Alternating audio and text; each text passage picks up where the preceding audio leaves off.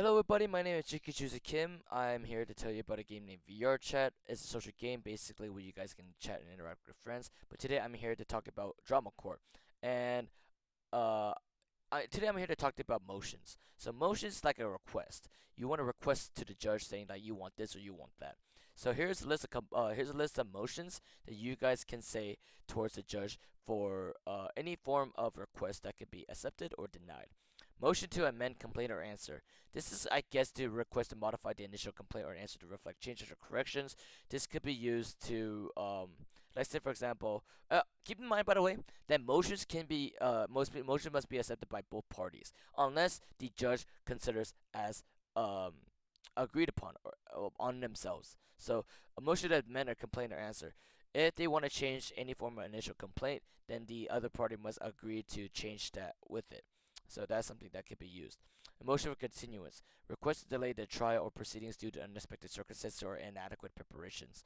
So if they know for sure, if they know for sure that we see something that's unethical or unlogical towards the attorney, then they can actually motion for continuance, or they could just be like, Your Honor, can we motion for delay the trial because Your Honor, my daughter is sick and I need to tend to her because there's nobody else except me. And if you're an attorney and you are, here's the thing, if you're an attorney and you hear that kind of motion for continuance, unless you find something shady, then you might want to accept that continuance because you want to look good towards the judge to show that you're a very reasonable lawyer. So that's why. So motion for continuance, you want to call for delayed trial because under unfortunate circumstances like that. Motion to dismiss, have the case dismissed due to legal defects, lack of jurisdiction, or other grounds. Like I said, if you see something shady and you see that and you caught that to the judge, can be a motion to dismiss because whatever. Another thing you can actually say for that is motion to disqualify counsel, request to remove opposing counsel due to conflicts of interest or other ethical concerns. Let's say, for example, the person that you're going against as a co-counsel, like say for example you are a leading attorney and the opponent is a co-counsel of the same law firm. Your Honor, can we have a motion to disqualify this counsel because this person is regarding conflicts of interest? This person is the same law firm as me, and yet they're representing the advocating party. That's not good for them. So you want to disqualify counsel for sure. Motion for expert witness disclosure. This is like I mentioned before. If you are a witness and you say something of an expert field, from my previous video of a objections, then you guys can state for expert witness to label them as expert witness. Motion for mistrial. This is the same like motion to dismiss, but it can be used to be declared invalid and start over due to serious error or misconduct.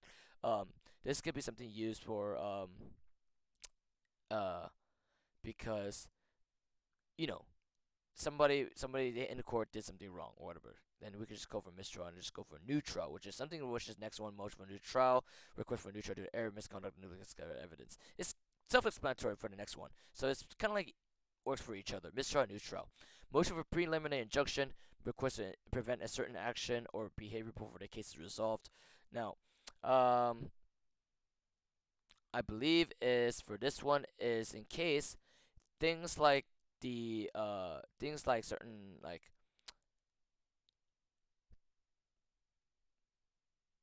things like they want to request a certain add-on or they want to request a certain redirect in this case, right? I believe that's what it is. You can actually request a motion for a preliminary injunction to prevent it from happening. So otherwise the case is going to be resolved. That's it.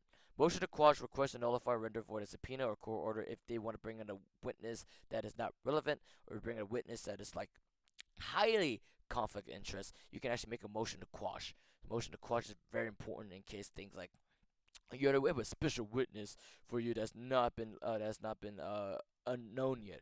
You're gonna know motion to quash because that is not something that can be rendered as a subpoena because we don't know about them yet, and especially they could be irrelevant and yet something that's not important that's not been said to the court here right now. Unless the judge accepts it, then that can be motion to quash. Motion for recusal requests that the judge removed from the case due to bias or conflicts of interest. That's something obvious, self-explanatory. Motion to sanction, request for penalties against opposing party for misconduct or failure to follow court orders. Um, Basically, just follow court procedures and whatnot. You can motion for sanction if they fail to do so. Motion for summary judgment, request for judgment without a full trial, usually when there's no genuine dispute over the material facts. So let's say there's no proper evidence from the prosecution that the defense attorney can call for a summary judgment. Your Honor, we can ask for a summary judgment on this point. Motion to suppress evidence, request to exclude certain evidence from trial due to issues like Fourth Amendment violation or improper collections. This is like un, un, un, unauthenticated photographs or unauthenticated possessions of photographs or video evidence. So that is why you can actually request a motion to suppress that evidence like that. Motion for temporary restraining order, request for permitting a temporary injunction to prevent imminent harm. This is what my favorite, because this one allows you to say if the person or defendant is throwing books at you, because we have books in that drama court. If they are throwing books, you can actually motion for temporary restraining order to restrict them from moving or restrict them from causing prevent imminent harm for future harm. So that's something you guys can motion for to make the funnies. So that is all the motions I believe that can be said. Like formal motions, you can actually say like improper formal motions, like motion to, let's say, recess. Recess is very common because you want to like call for a break. So recess is something like that. So if you guys like that, click that subscribe button.